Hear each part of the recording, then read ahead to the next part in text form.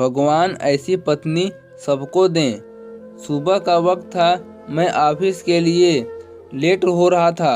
अक्सर मैं सुबह जल्दी तैयार हो जाता हूँ, लेकिन कल शाम ऑफिस का बहुत काम था, इसलिए देर रात तक जागना पड़ा।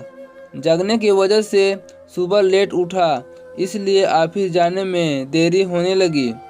मैंने बाथरूम में घुसते हुए पत्नी को सुबह का वक्त था, मैं ऑफिस के लिए लेट हो रहा था।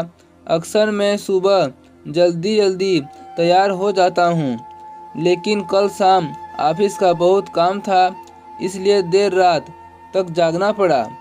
जागने की वजह से सुबह लेट उठा, इसलिए ऑफिस जाने में देरी होने लगी। मैंने बाथरूम में घुसते हुए पत्नी को आवाज़ लगाई कि वह मेरे कपड़े तैयार रखे। मैंने बाथरूम में ज़्यादा समय नहीं लगाया और जल्दी से नहाने के बाद बाहर आ गया। मैंने अपने बिस्तर पर देखा तो वहाँ कपड़े नरादक थे। मैंने गुस्से से स्वर में फिर से अपनी पत्नी को आवाज़ लगाई। शायद वह किचन में थी, मेरे लिए खाना तैयार कर रही होगी, इसलिए उसको मेरी आवाज़ नहीं सुनाई पड़ी, या फिर कुकर की उठती तेज सीटी में मेरी आवाज़ दब गई होगी। इस बार मैंने गुस्से के साथ और तेज आवाज़ लगाई, लेकिन किचन से बड़ा प्यारा सा रिप्लाई आया। मेरा गुस्सा अपने चरम पर था। मुझे ऑफिस के लिए लेट हो रहा था। मैं अंदर से बुरी तरह झल्लाया हुआ था। तभी पत्नी कमरे से आती है और वह सीधे अलमारी की तरफ बढ़ जाती है। मेरे मन में सवाल आया कि क्या उसने मेरी आवाज़ को सुना था या फिर सुनकर अनसुना कर दिया था। फिलहाल तो जो कुछ भी हो, वह मेरी तरफ देखते हुए कपड़े बिस्तर पर रख देती है और वहाँ से जाने को तैयार हो जाती है। अचानक से वह वापस आती है और मुझसे बोली, अगर मैं तुम्हें किसी के साथ डिनर व फिल्म देखने के लिए बाहर जाने को कहूँ तो तुम क्या कहोगे? उसके पूछने का अंदाज थोड़ा अलग था। मैं समझ नहीं पा रहा था कि आखिर वह किसकी बात कर रही है और क्यों। शायद मैं जवाब देने के लिए तैयार था। मैं बोला, मैं समझूंगा कि अब तुम मुझसे प्यार नहीं करती।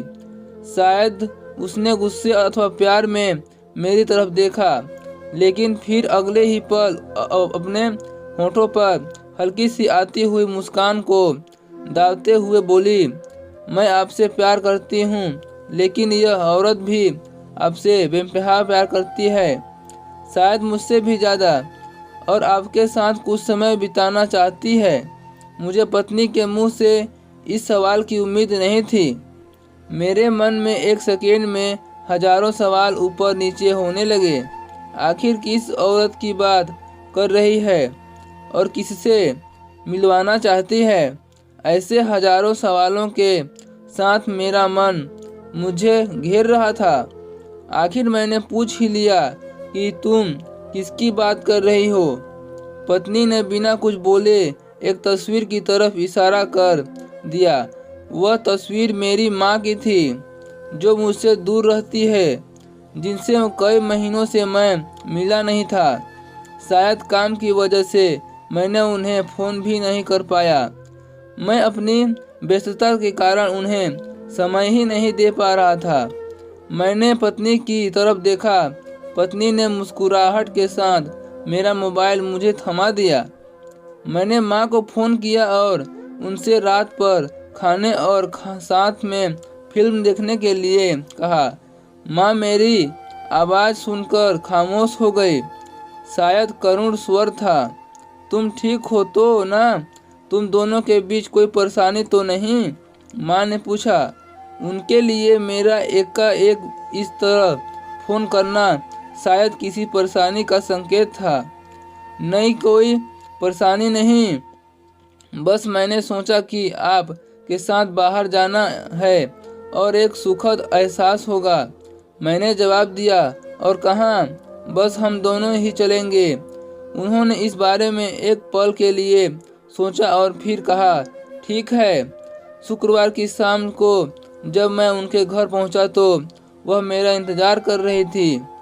मुझे देखकर उनका चेहरा खुशी में चमक उठा, जैसे वर्षों से खोई कोई दौलत अकस्मात मुझे मिल गई हो। मैंने माँ के पैर छुए और उन्हें गाड़ी की तरफ ले जाने लगा। वह बार बार मेरी तरफ देखकर हल्के हल्के मुस्कुरा कर गाड़ी की तरफ बढ़ रही थी।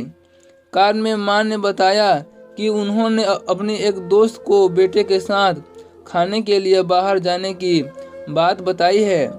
वह काफ़ी प्रभावित थी। फिलहाल हम माँ के पसंद वाले रेस्टोरेंट तक पहुँचने चुके थे, जो कि दिखने में अब भी अच्छा और आरामदायक था। अंदर जाकर हम दोनों एक बेड पर बैठे। मैंने पास रखे मेनू को उठाया और पढ़ने लगा। एकाएक मेरी निगाह माँ पर पड़ी। वह अभी भी मुझे देख रही थी, लेकिन इस बार वह मुस्कान गायब थी। वह उदास दिख रही थी। शायद मैंने मेनू पढ़ते हुए कुछ ज़्यादा समय नहीं लगा दिया। मैंने मेनू को साइड पर रख दिया। मैंने माँ से खाने के लिए पूछा। उन्होंने मेनू की तरफ इशारा करके मुझसे कहा, तुझे याद है जब तू छोटा था और मैं हमारे साथ बाहर खाना खाने आता था? मैं भी तेरे लिए इसी तरह मेनू गौर से देखती और तेरे लिए अच्छा सा खाना ऑर्डर करती थी, जो तुझको पसंद था। लेकिन अब वक्त बदल गया है, महंगाई भी बहुत बढ़ गई है। तू शायद मेनू में कुछ नया देख रहा हो। माँ का जवाब सुनकर मेरी आंखों में आंसू निकलने लगे, लेकिन मैंने खुद को संभाला और कहा, माँ, इस बार मैं आपके लिए मेनू पढ़ना चाहता हूँ। इसके बाद मैंने एक बढ़िया सी डिश माँ के लिए ऑर्डर की। खाने के समय माँ ने मेरे बचपन से लेकर अब तक के कई किस्से सुनाए। मुझे ऐसा लग रहा था मानो मैं वापस बचपन में आ गया हूँ। मुझे उस समय इतनी खुशी हो रही थी मानो सारी कायनात इसके आगे फीकी हो। बातों की बातों में समय का पता ही नहीं चला। मैं माँ के साथ थोड़ा सा वक्त बिताना चाहता था, लेकिन अंधेरा हो चुका था और माँ को उसके घर छोड़ मुझे वापस अपने घर भी जाना था। इन शब्दों का मतलब बाद में समझ आया, लेकिन फिलहाल मैं माँ को लेकर उनके घर पहुँच गया। अब वक्त था माँ से विदाई लेने का। माँ ने एक उम्मीद के साथ मेरी तरफ देखा और कहा कि अगली बार मैं तुम्हें बिल का पेमेंट करने दूं तो वो मेरे साथ दोबारा डिनर के लिए आना चाहेंगी। मैंने मुस्कुराहट के साथ माँ से कहा, माँ, जब आप चाहो। और बिल पेमेंट कौन करता है, इससे क्या फ़र्क पड़ता है? माँ ने मेरी तरफ देखा और मुस्कुराहट के साथ कहा कि फ़र्क पड़ता है, और अगली बार बिल वो ही पे करेगी। इसके बाद मैंने माँ से विदाई ली और अपने घर की तरफ चल दिया।